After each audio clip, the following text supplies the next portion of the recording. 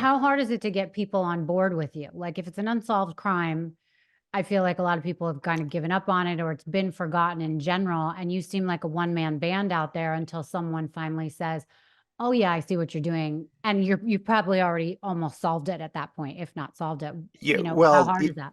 uh, calling up the police departments, this is what I do. I say, "Hi, listen, I'm an investigative journalist, but I'm not doing this for a publication. I saw you posted this video. Do you need any help with it? Is it open?" I say, and then they say, "Yeah, it's still open." I say, "Well, listen, this is what I do." Half of the people go, "Oh, we already have a website or we already have a Facebook." And I'm like, "No, no, no. This isn't like Taylor Swift could post this and it wouldn't be solved because we have to get everybody within that, square block or square area or whatever. So I have to target every person in that area, and which is going to cost money. And then, maybe half the people get it, half the people don't. Mm, So then from there, I say, if they say, no, we know who it is, we're close. And then I just say, okay, I'll leave you be. But if they say, yeah, we need help with it. And it's been a lot more receptive than it was 8 years mhm. ago. When I was initially doing it in 2016, there was a lot of resistance, but, occasionally you would find a cop that's just really into it. And then you'd Right. find cops I called up a cop once in San Jose and I saw this video of this guy killing this other guy. And I said, do you need help? And he said, yeah. But he said, oh, that's really interesting what you do. Can you help me with this fugitive case? And I said, I don't really do fugitive cases. It's a whole different beast. You know who the person is. Fugitive cases usually is what you see on America's Most Wanted. Mm. You know who the person is. You know what business they're in, what their likes and dislikes are, and then you could They're say, oh just wait, on the run. I go bowling with that guy. That's Mhm. Fred. It's not Phil. And then they arrest him. So I said, yes. I said, fine. I wanted to help. And then he told me the guy was in Mexico. And I was like, oh my God, I don't even speak Spanish. How am I going to do this? And then he showed me a picture of him, and the guy was a ginger. It's like a ginger American in Mexico. I was like, okay, this might be a little bit easier. And I swear, I posted the ad, and they thought he was in two different places. So Mazatlan and Puerto Vallarta or something. And then I posted the ad. I found like where Americans would hang out. I basically searched for like Hooters and places where Americans would be. Posted the ad around that radius, and within a week, no, no, within an hour, I had his liquor store guy, I had his landlord, I had all these people, and then he went running, and then eventually we were able to get him, and but that one took a while, but it was just But how does amazing that how work? Do you have to collaborate with the Mexican police department? well, they did, I was able to say he's here, and then he left, and then he's here, and then he's left. And I was collaborating with my guy in San Jose, and then he was collaborating with Mexico. And Mexico, obviously, there's a lot of corruption there. So when he was arrested, when they finally got him, he asked, "How much is my bounty?" Because I can double it. And that's usually what happens in Mexico. Wow. Yeah. And then a lot of times the guys will say, all right, give me, double the money. But luckily these guys said no, and they were able to send him back up here. So what was it like solving your first unsolved crime? I mean, was it a rush? Was it exciting? Was it emotional?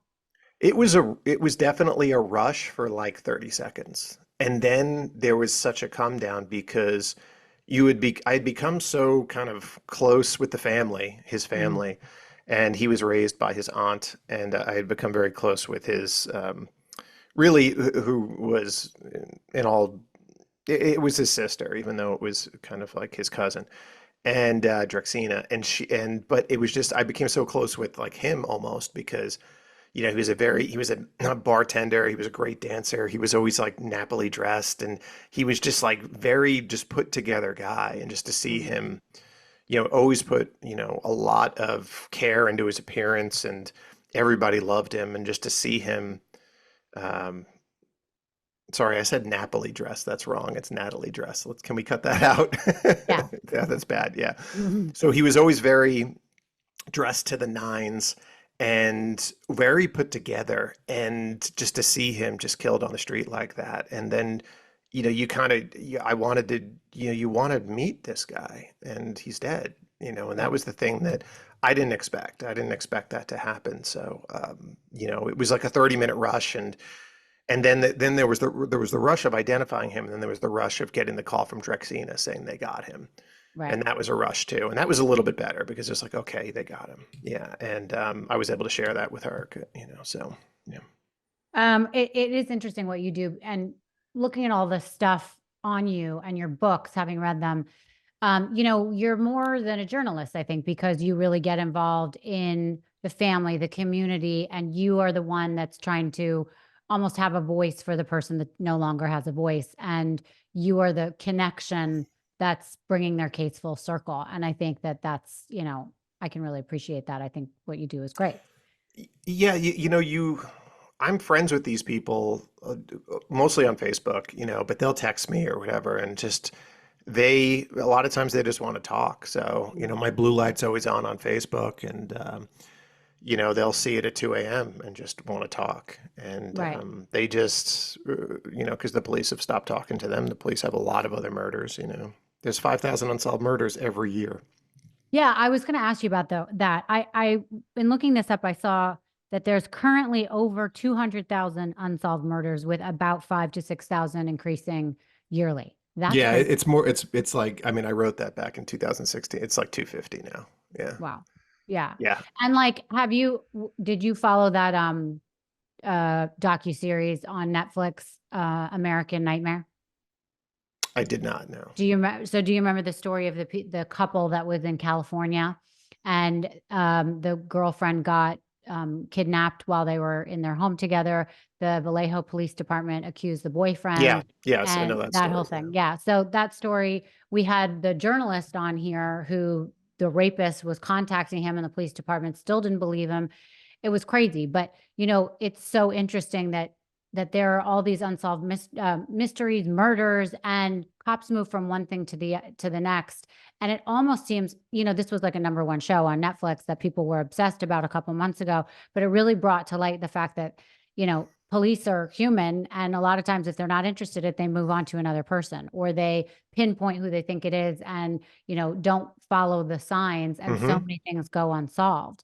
um, which brings me into something I want to talk to you about, because I was reading it in some of your work about how a lot of there's not anything that's streamlined right now. Like if there's a murder in New Hampshire, and there are things going on in New Hampshire, there's no way to kind of put it into the system and know that this exact thing is going on, maybe in Massachusetts somewhere, that, maybe the guy is a serial killer and you can connect the dots. And that's actually what happened in the American Nightmare case. That's how it was solved. And there's also another show called Unbelievable, with a rape, where it was solved in a different space because of one cop who really was connecting the dots, but it wasn't through a system. What are Yeah. your thoughts on that? I mean, it's definitely gotten better, but yeah, there's no centralized database for unsolved murders. There's no centralized database for missing persons or How is that unidentified possible? remains. Are Yeah. they I mean, trying to create one? there is one called NamUs for unidentified remains and missing persons, but the problem is that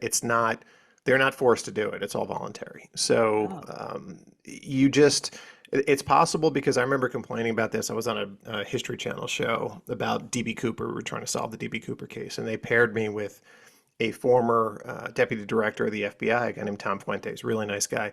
And I was complaining to him about this.